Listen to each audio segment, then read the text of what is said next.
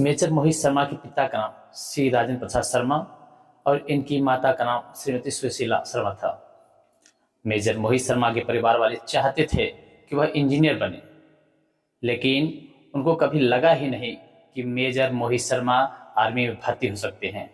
और उसके पीछे कारण यह था कि मेजर मोहित शर्मा के बड़े भाई मनोज शर्मा, जो पढ़ाई में उनसे ज़्यादा अच्छे थे, उन्होंने एक बार इंडियन आर्मी के लिए ट्राई किया था, लेकिन वे उसमें सफल नहीं हो पाए। इसी वजह से मेजर मोहित शर्मा के परिवार वालों को यह लगा कि जो मधु शर्मा पढ़ाई में इतने अच्छे हैं और इंडियन आर्मी में शामिल नहीं हो सके, तो हो सकता है कि मेजर मोहित शर्मा के लिए बहुत कठिन बात हो। लेकिन मेजर मोहित शर्मा ने अपनी शुरुआती शिक्षा दिल्ली से की और उसके बाद उनकी जो उच्च स्तरीय शिक्षा थी वह डीपीएस गाजियाबाद से हुई।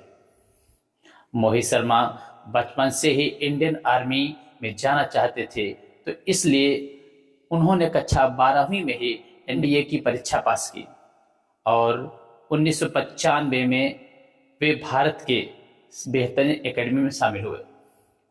अपने एनडीए कोर्स के दौरान मेजर मोहित शर्मा उन चुनिंदा लोगों में से थे जिन्होंने के.आर. नारायण के हाथों जो है कि सम्मान प्राप्त किया।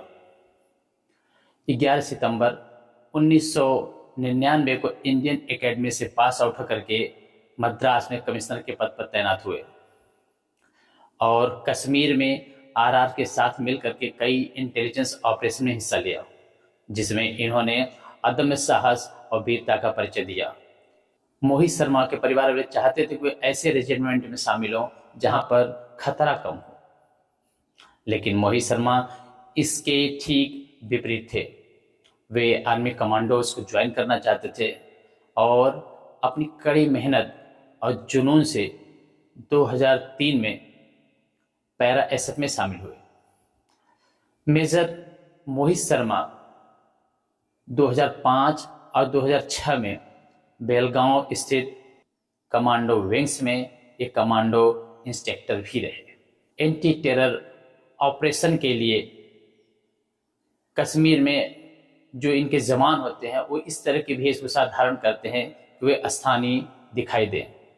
इसलिए मेजर मोहित शर्मा ने इस एंटी टेरर ऑपरेशन के दौरान बड़े बड़े बाल और लंबी लंबी दाढ़ी रखनी शुरू कर दी ताकि उनके हाव भाव अंकियों की तरह दिखाई दे।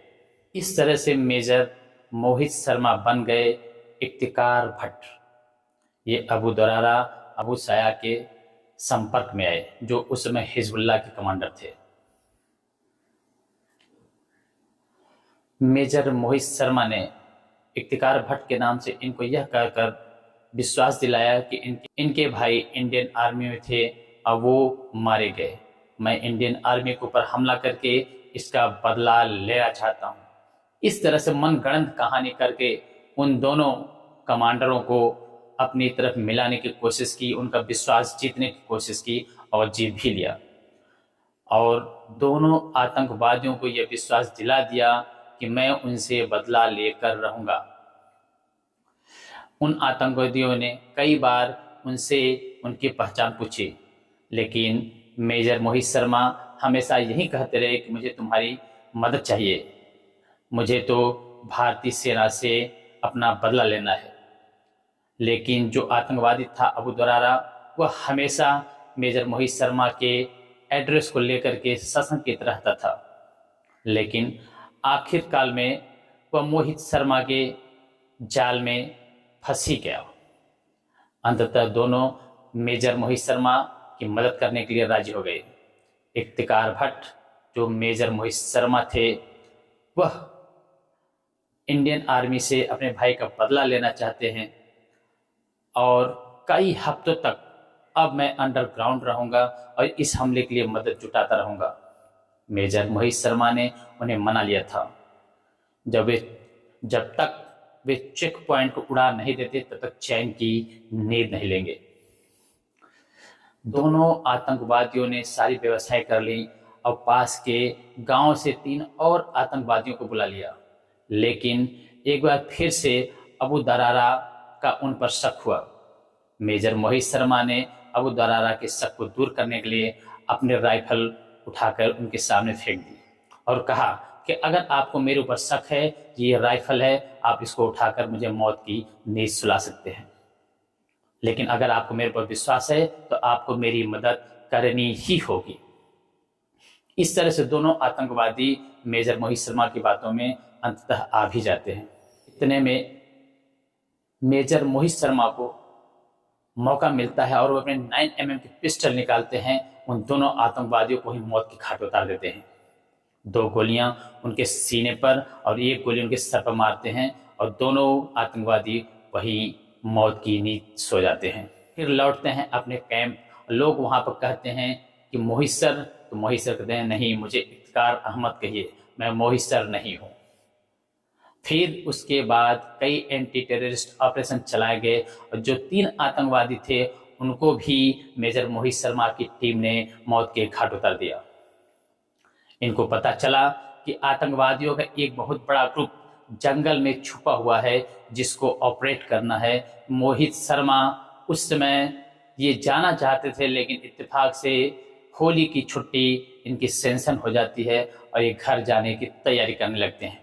लेकिन इनके एक मित्र होते हैं, उनके भाई की मौत हो जाती है और ये सूचना जब उनको मिलती है तो 2 दिन की छुट्टी केवल अपने कमांडर से मांगते हैं, अपने सीओ से मांगते हैं कि सर मुझे घर जाने की अनुमति दी जाए। लेकिन उनके सीओ यह कहकर उनकी बात को टाल देते हैं कि इस समय लोगों की संख्या बहुत कम है, इसलिए आपको छुट्टी नहीं दी जा सकती। मेजर मोहित शर्मा को जब यह बात की जानकारी लगती है वह तुरंत अपने सीओ के पास पहुंचते हैं और सीओ से कहते हैं कि मेरी छुट्टी रद्द कर दी जाए, एक्सटेंड कर दी जाए, मैं अगले महीने छुट्टी पर चला जाऊंगा, लेकिन इनका जाना नितांत आवश्यक है। इस तरह से मेजर शर्मा अपनी दोस्ती को भी निभाते हैं, एक अच्छे व्यक्तित्व के धनी भी हैं। मेजर अपने चुनिंदा साथियों के साथ जंगल की तरफ रवाना होते हैं और सर्च ऑपरेशन के समय इनका मुकाबला उन आतंकवादियों से हो जाता है। दोनों तरफ से अंधाधुंध ताबड़तोड़ फायरिंग शुरू हो जाती है। उसमें मेजर मोहित शर्मा के एक कमांडोज को गोली लगती है। मेजर मोहित शर्मा दौड़ करके उसको बचाने की कोशिश करते हैं और घसीट करके उसको सुरक्षित स्थान पर ले जाने की कोशिश करते हैं, लेकिन उसी दौरान मेजर मोहित शर्मा को 3-4 गोलियां आकर के लग जाती हैं।